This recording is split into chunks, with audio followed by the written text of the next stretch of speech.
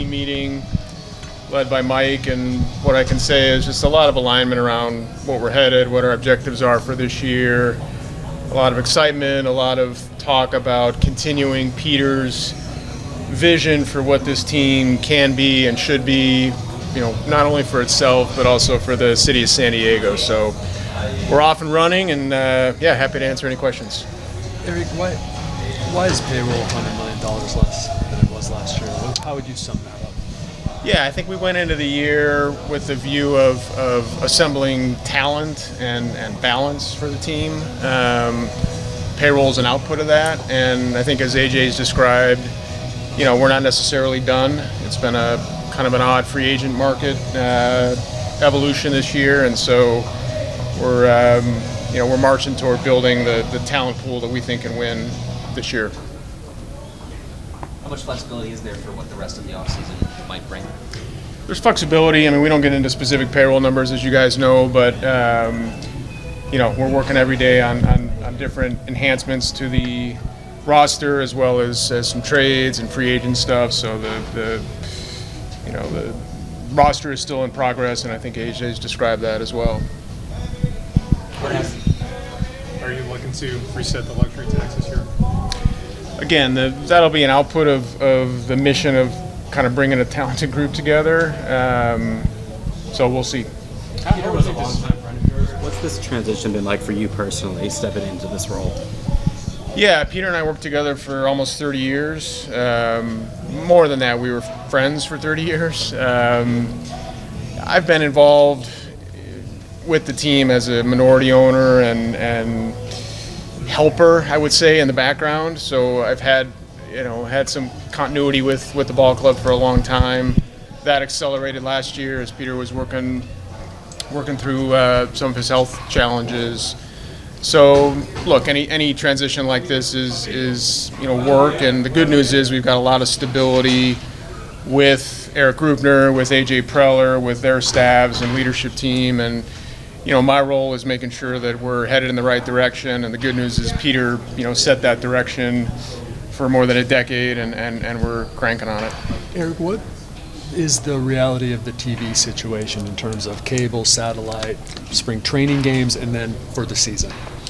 Yeah, so similar to last year, we're going to be on MLB TV, rebranded as Padres TV this year. So all of our spring training games will be available either through Padres TV or on Padres.com with an audio or webcast.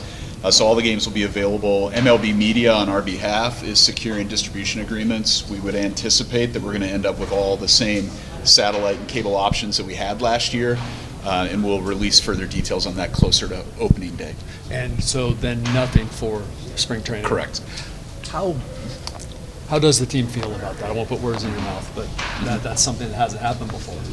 Yeah, I think we feel good about the commissioner's leadership and MLB Media, the team they've put together, that they've stood up in less than a year. Some of the best people in the industry are leading MLB Media, so we feel like we're in really good hands. And the Diamond Sports Group bankruptcy and that timeline has impacted discussions on distribution and securing distribution agreements. So we think MLB Media is on top of it. We're in a good spot, and all of our games will be available for free through spring training, and then we'll have more details before opening day. How much has no TV deal impacted what the team was able to go ahead and do financially, and did any of that weigh into decisions, trading some notable players like Juan Soto? Yeah, I think every year we budget independent of prior years or what we would have expected to have received for TV revenue. At the end of the day, we've got a lot of puts and ads, and there's a lot coming in that's higher than it's been in the past on the revenue side, in some areas where we've taken small steps back. But overall, the fan support that we've received, the attendance, the ticket revenue has allowed us to continue to field a competitive payroll, and we're incredibly thankful for that, and we're able to do that regardless of taking a little bit of a step back on the TV side. And Erik, what can you tell us about the short-term and the long-term plan for the ownership of this team? Yeah, in terms of ownership, there's no expectation of a change. I think we stated that early on. Peter described a long time ago he expected the team to be in the Seidler family for generations. That is certainly our expectation. Do you sense that family members actively stepping up in different roles in the organization? Yeah, I think that's still a work in progress. I mean, we're focused on spring training and the Korea Series and Fan Fest and all sorts of Peter's Celebration of Life, of course. In the background, we're working on long-term plans there, but nothing to comment on today. What is the reality of like what the Padres can do payroll-wise?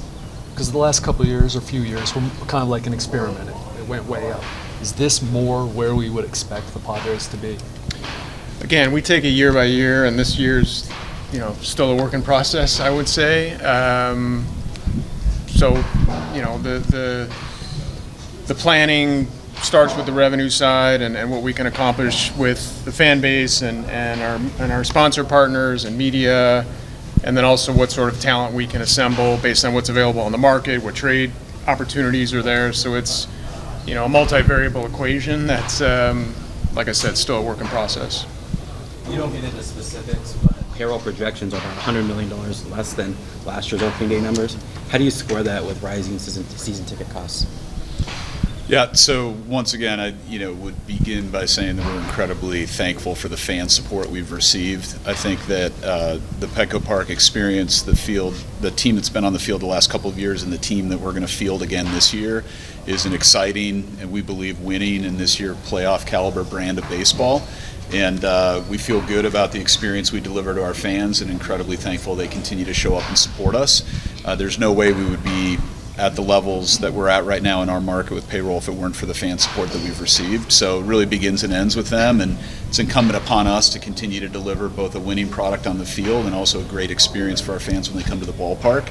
And I feel confident we're setting up to do that again this year. Can you speak on what was the message to the players today in the meeting? Yeah, I mean, we're going to get into specifics, but Mike, some introductions, some setting the tone for the year, a moment to talk about and reflect on Peter, of course, acknowledging the accountability and responsibility that the players have to the organization and to the city, the community and the military and all those sorts of things that play into what makes the Padres brand what it is. So, just setting the tone for the year. What kinds of things did Peter maybe leave behind as far as instructions? Anything general or specific? I mean, I think he was pretty candid with what he thought, what the expectations he set for this organization, and that's the sort of vision and path that we're carrying forward. So, he and I had a long and close relationship, so I think I'm well suited right now to sort of implement what's going on there. And again, with a lot of stability in the organization, I think that's shouldn't be lost on anybody that we've got, a very stable leadership team, one of the most stable leadership teams in the league, and that's really helped us kind of manage through this transition. How do you assess the job AJ Preller has done? He's been here 9+ years, no 90-win seasons yet. How do you assess what he's done and what he's doing currently?